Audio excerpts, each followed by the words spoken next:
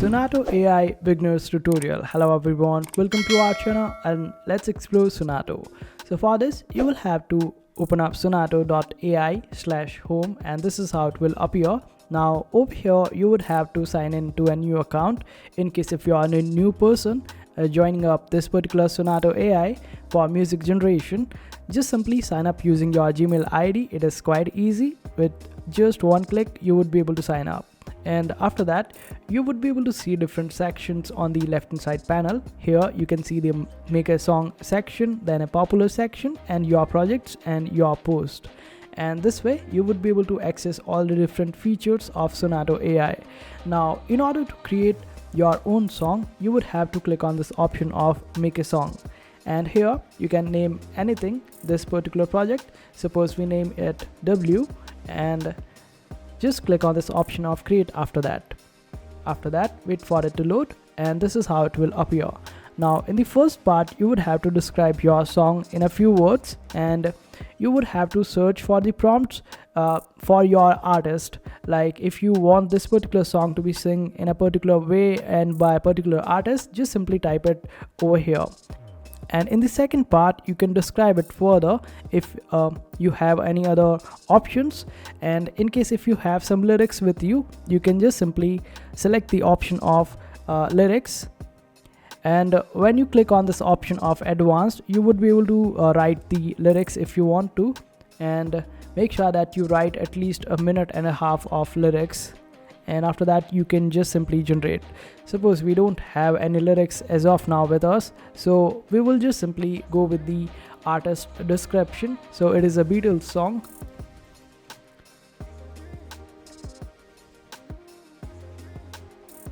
but it is sang by Backstreet Boys, and just simply select it. Now after that you can pick more prompts if you want to, the auto generated one, and if you don't want any lyrics, if you don't have any, just simply click on this option of generate.